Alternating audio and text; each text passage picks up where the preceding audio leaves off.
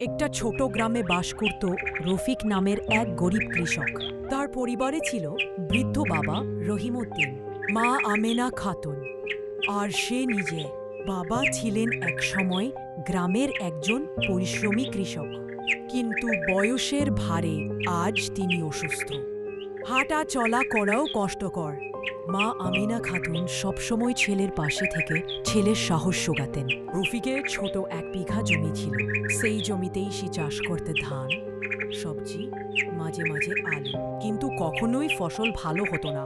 কখনো খরা, কখনো অতিবৃষ্টি, কখনো আবার পোকামাকড় সবকিছু নষ্ট করে দিত। বাজারে ন্যায্য দামও পেত না। তবুও রফিক হাল ছাড়েনি।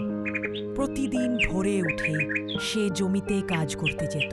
মা তাকে একটু গরম ভাত আর লবণ পেঁয়াজ দিয়ে বিদায় দিতেন আর বলতেন, আল্লাহ ভরসা, একদিন তোর কষ্টের দাম পাবি রে বাবা। 1 বছর এমন এক সময় এলো যখন গ্রামের কৃষি দপ্তর থেকে বিনামূল্যে উন্নত বীজ আর প্রশিক্ষণের সুযোগ দেয়া হলো। রফিক সেই সুযোগ কাজে লাগালো।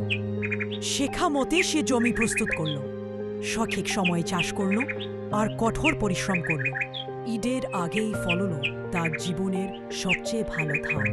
ফসল বিক্রি করে সে প্রথমবারের মতো 1000 টাকা মুনাফা পেল। সেই টাকায় সে তার বাবার জন্য একটা ভালো চশমা কিনল, মায়ের জন্য একটা নতুন শাড়ি, আর বাকি টাকায় জমিতে সার ও বীজ কিনে রাখল। সেদিন রাতে রফিকের মা চোখ মুছতে মুছতে বললেন, আমার ছেলে আজ সত্যিকারের কৃষক হয়েছে। শুধু ফসল না, ঘরের মুখে হাসি আনছে। রফিক জানে তার পথ এখনো দীর্ঘ, কিন্তু সে আর একা নয়। তার পাশে আছে তার মা বাবার ভালোবাসা আর নিজের অটুট পরিশ্রম।